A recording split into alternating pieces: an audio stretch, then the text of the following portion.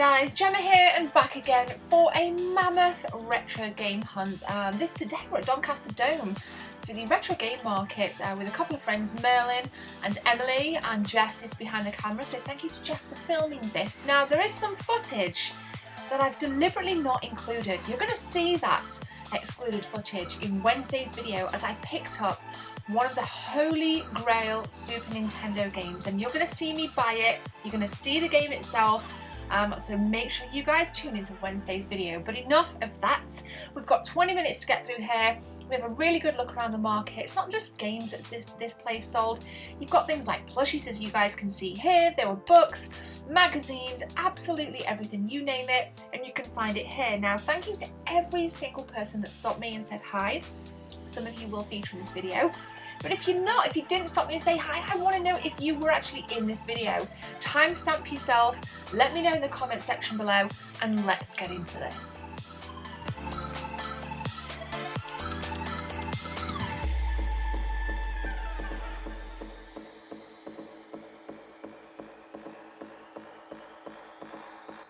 Guys, there will also be a massive retro game haul coming this week as well, so stay tuned for that. But diving into this then, it's the usual sights here at the retro game market, loads and loads and loads of games. Emily actually picked up some really nice stuff as well, my friend that I went with. She managed to snag a boxed SEGA Master System with some really cool games, picked up a couple of SEGA Mega Drive games as well. And at this point we were just like sharing memories over which games we used to play as kids, and I just love that. And then this guy said, the owner of this store, shout out to yourself there, said he's seen a couple of videos before, don't recognise him, but yeah, thanks for saying hi, you were pretty awesome, and has had some pretty sick stuff actually. Check out all those Crash Bandicoot games behind his hand there, that's pretty darn nice stuff. Now, the stall just over, loads of cool plushies, really nice Pokemon stuff. And as always, I'm just trying to kind of scope things out. This store, I've bought from these guys before, completely forgotten the name of these guys, but they had some really nice stuff. It was a little bit top end in terms of your prices. As always, a lot of the main kind of like really nice kind of gems in the crown were all at the back on the little guards there. Again, top-ended price stuff. Didn't really buy anything from here if I remember correctly. But what I actually did was went round, did a full loop, clocked some stuff, and then do my usual thing where I go back and then buy. So again, picked up some really nice stuff. Picked up another SNES variant console that I don't have, so I'll be showing you that. That will be in Friday's video, along with everything else that I picked up.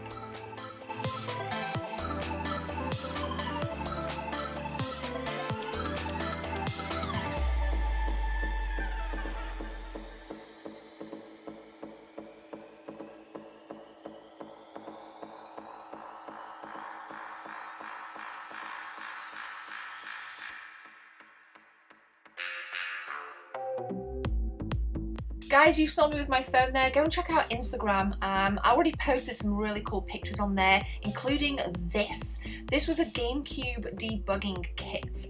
A price at £280. That's not what I bought, but I did take a really nice close-up on that and stuck it on Instagram. And I don't know if have any of you got one of those? I've seen them at the museum, the gaming museum in Nottingham before, but I've never actually seen one at these markets. So here I was just saying to Emily, check this out. This is a Resident Evil 7 candle, and it stinks. Like, I have it, and it's supposed to mimic the blood in the mansion seeping into the wood, into the laminate of the mansion. So if you're playing on PSVR, apparently if you have that candle on, it just adds that 4D effect of being able to smell the mansion. And if you have that Resident Evil 7 candle, you will know exactly how grim and grotesque it really is. Now, shout out to this guy. Appreciate, oh, there we go, excuse me. Appreciate the conversation, we had a good time. It's really nice just to catch up with some of you guys. Seemed like a lot of you guys had bought some cool stuff as well. So tag me in social media if you haven't done so already, and let me know what you picked up. Tag me in some pictures, tag me on Instagram.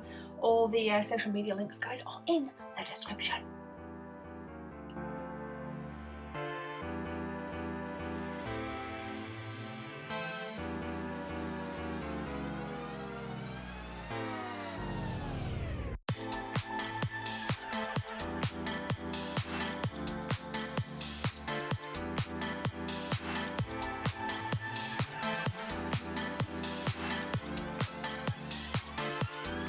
Now, like I said at the start of this video, it's not just video games and video game consoles. There's loads and loads of geeky paraphernalia that you guys can find. And boy, did we find a lot of it. It was predominantly Pokemon, as you guys can see here. I think especially with Pokemon Go and then, you know, Pikachu Detective, and there's loads of new Pokemon games coming out.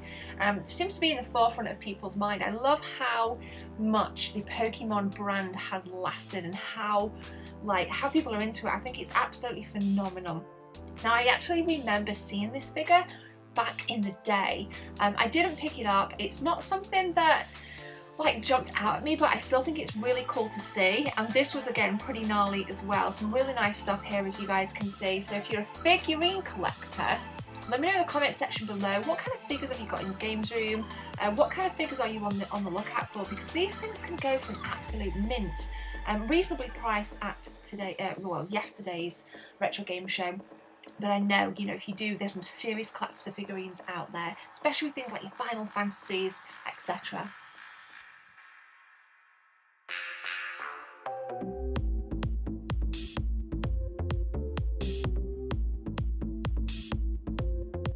Now, one of the common questions that I get asked when people see me at these types of places are, what have you bought and what are you looking for? And my answer is always the same. I kind of go in with no plan. However, I will say this, I'm just kind of scoping out the GameCube, the Xbox 360, original Xbox stuff.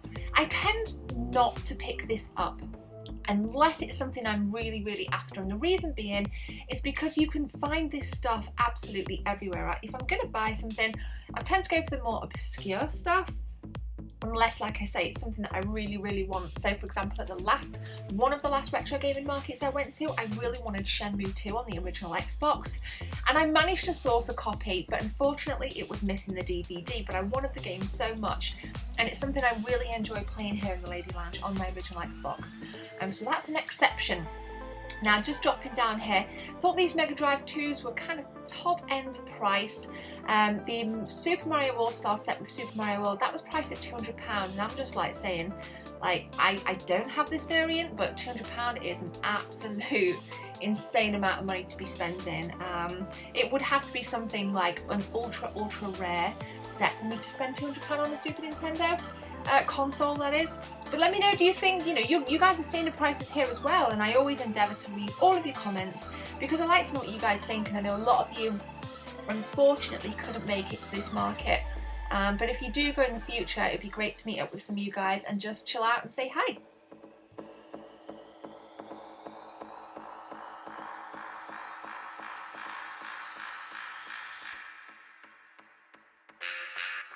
So I don't know if it was the ridiculous heat here in the UK at the time of this market, but there didn't seem to be as many people as the last market and the market before. There were also a few empty stalls as well, so in terms of vendors, there didn't seem to be as many people vending, selling, whatever you want to call it. Now, this stall was Game and Movie. I've done a massive retro game hunt there. You'll find that in the retro game hunt section, or the playlist, sorry. All playlists are located in the description. Really nice shop, actually, based in Sheffield. I'll be going up there again soon. So super massive shout out to them. I actually bought my 32X from them. Loads and loads of cool stuff in there. It's a must in terms of any kind of console or game you want, anything. 9 times out of 10 you're going to find it in here. Now, I didn't buy anything from them today. Nothing kind of struck my eye, and as much as I love jewellery, I didn't buy anything from here as well, but you know, we wanted to kind of capture everything at this market to give you guys a full idea of exactly what you can expect if you decide to go to the next one.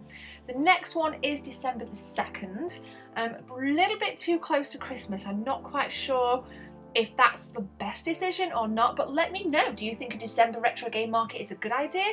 Or do you think maybe something around November time would be better? Personally, I think December, you're going to get less and less people that close to Christmas.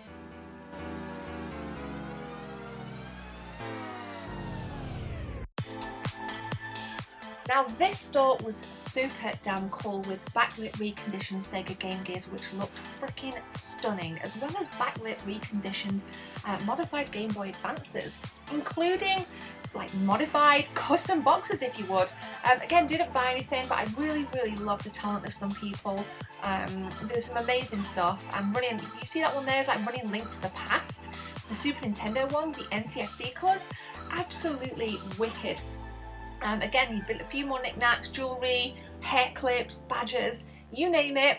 People are obviously like all over this stuff. I think it's phenomenal, but again, I didn't buy anything personally. We always like to look, but nothing kind of jumped out. And I'll tell you this, guys, just as an observation, you don't find as many people at the knicky-knack stores compared to the actual stores like this.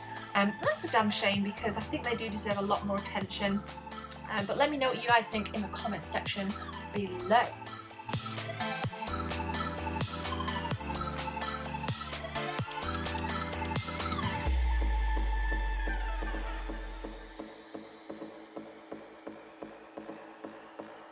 So a massive shout out just there to Ali, the Retro Hunter. He has a store somewhere down south, and he tends to be at these markets quite a lot. And what I've noticed about his stall over the years is it's just grown and grown and grown, and there's some freaking amazing stuff, as you guys can see right here. It tends to be a lot more quality over quantity. You can see his logo in the back there, Retro Hunter.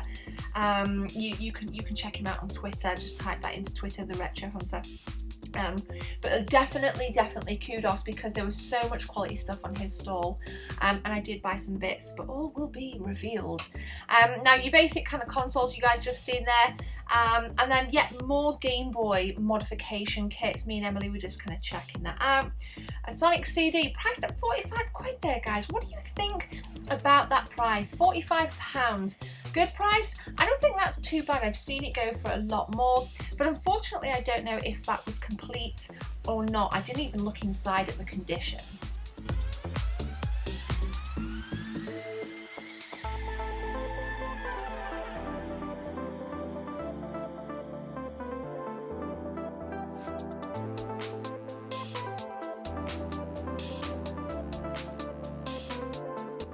Moving on then, this was something completely new. Loads of old store posters from various games that have been released over the years. There were also some cardboard cutouts. Not something I'm in the market for, but still pretty cool to show some of you guys, and clearly it attracted a fair few people, because every time we walked past this, there was always somebody going through. There's some really cool stuff. Most of this I can get off my friends that own stores. I do like to, I'm not going to lie, I do like to have a rummage through posters. I think, you know, as a kid that was something we really used to love. We used to go into places like Gordon Harwood's, the local retro game store in my hometown, and the guys there used to give us loads and loads of posters. And you bet your ass I put them all over my bedroom wall as a kid. So that was a nice little bit of nostalgia there to see the posters. And then right next to the poster stall, I believe this was pretty much right next to it, or opposite. This is Lee's Deals, I think, if I remember correctly.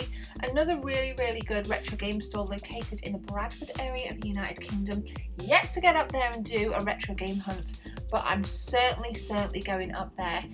Got a few bits to get out of the way here, so maybe in the fall I will go there.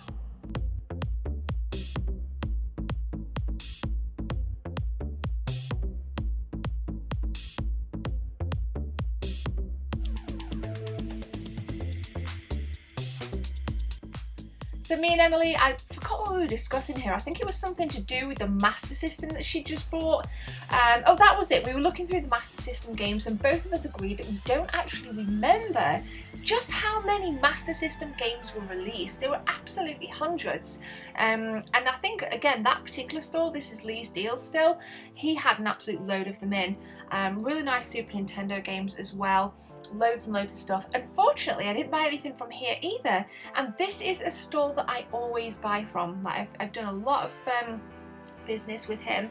And I hope to do a lot more in the future as well.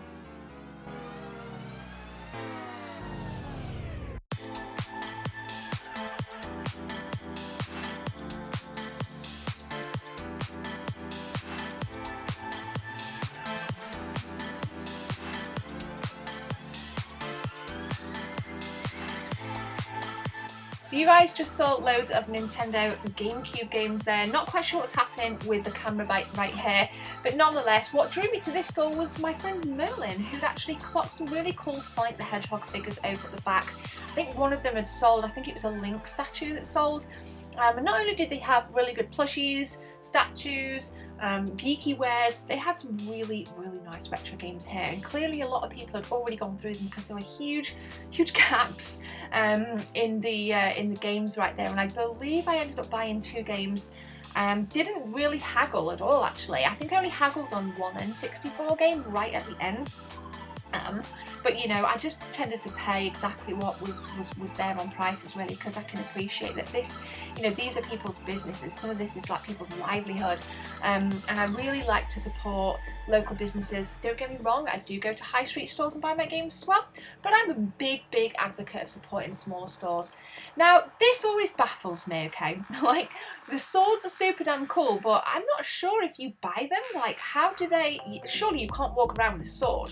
If anybody's ever bought a penknife or something from one of these kinds of places at an expo or at a market, like, what happens after the purchase? Do they just give you the sword? Do you have to get it after?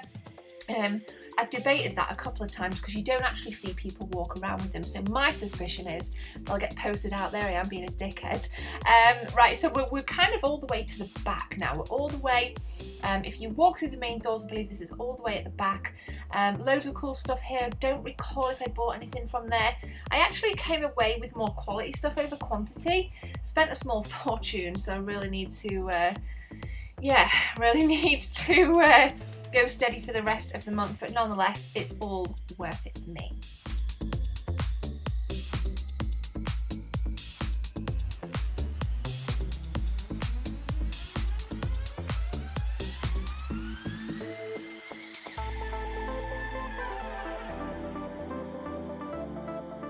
So this store right here, we're going to take a closer look at it in a minute. It has some really nice characterised Lego men stood in front of pictures. That's just like, you can see the Doctor Who one there. There was Doctor Who in front of the Doctor Who picture.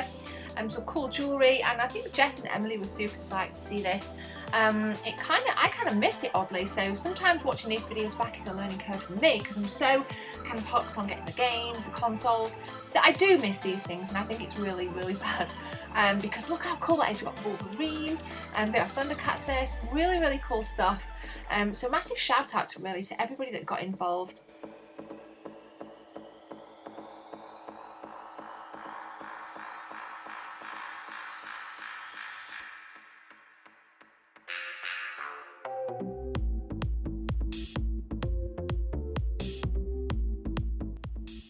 So there were a lot of people around this particular store, and I see this chap at most expos and most retro game markets I go to. Some good stuff, really good prices. I actually love the DSi collections.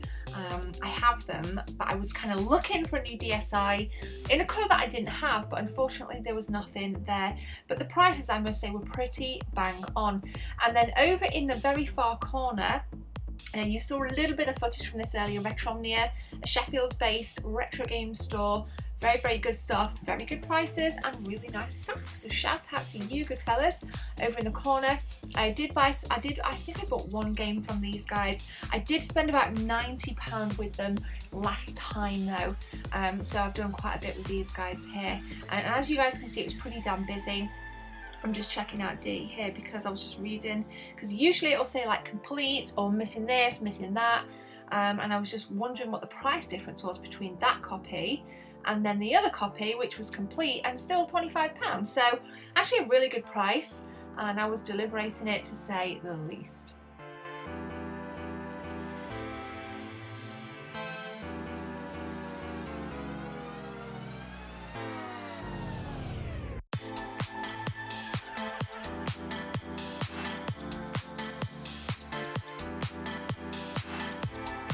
Shout out to this cool guy who driven from Cambridge to come to this retro game market. He was super cool, really sound guy, and I can't thank people enough, because I could just stand here and talk to you guys all day. We're chatting about games, we're chatting about how we found the market, and I just love that. Like, it's so nice just to kind of be a part of the community. So thank you so much, guys. I love you.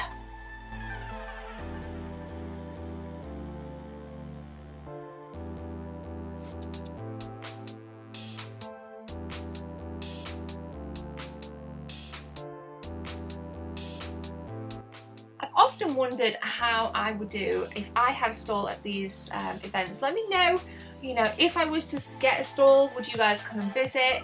It's something that Jess and I have been talking about for quite some time. Unfortunately, I don't have any damn stock, so I'd really have to start collecting doubles and making a bit more of an effort just to kind of accumulate stuff really, so I could go and just sell some stuff. I think that'd be like super damn cool.